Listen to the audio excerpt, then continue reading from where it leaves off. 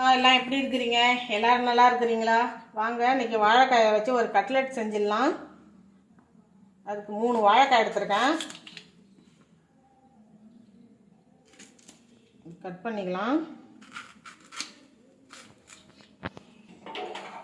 அதை வேக வச்சுக்கலாம். மூட்டு போட்டு ஒரு 10 நிமிஷம் வேக வச்சுக்கலாம். வெந்துடுச்சு. இந்த அளவுக்கு வெந்தால் போதும். அடுப்பு ஆஃப் பண்ணிடலாம். ஒரு தட்டுக்கு மாற்றிக்கலாம்.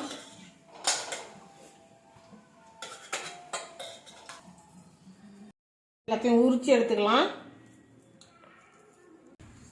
சீவிடலாம். காய் சீவிற சீவலில் இதை சீவிடலாம். எல்லாத்தையும் சீவிட்டு காட்டுறேன். சீவின வாழைக்காயை ஒரு பேஷனுக்கு மாற்றிக்கிட்டேன். ஒரு 2 ஸ்பூன் ரவா சேர்த்துக்கலாம். 2 ஸ்பூன் அரிசி மாவு, ஒரு 4 ஸ்பூன் கடலை மாவு, கொஞ்சமாக இஞ்சி பூண்டு பேஸ்ட்டு, 1 ஸ்பூன் கரம் மசாலா, கொஞ்சமாக மிளகாத்தூள்,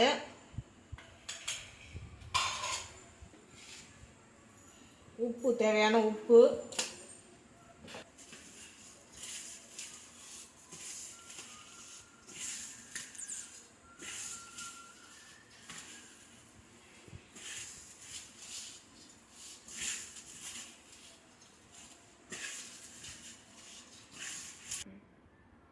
ஒரு 2 மீடியம் சைஸ் வெங்காயம் எடுத்து வச்சுருக்கேன். அதுக்கு பொடியாக கட் பண்ணி அதையும் சேர்த்துக்கலாம்.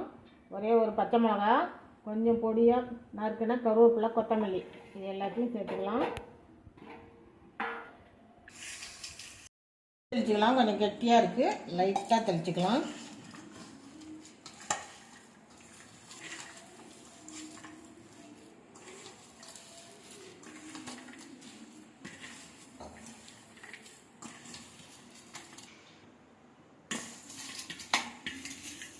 நல்லா அந்த அளவுக்கு பிசைஞ்சாச்சு.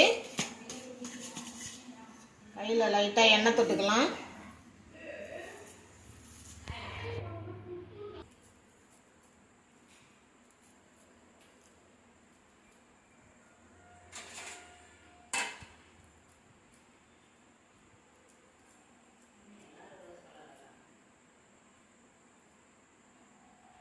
இதே மாதிரி எல்லாத்தையும் தட்டி வச்சுக்கிறேன்.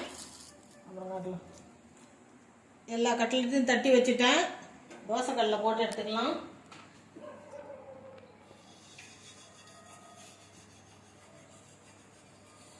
கல் காஞ்சிடுச்சு.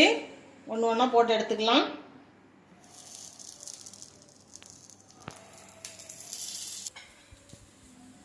சுற்றி எண்ணெய் விட்டுக்கலாம்.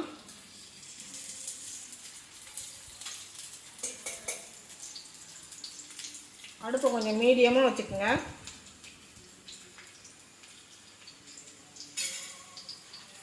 திருப்பிக்கலாம்.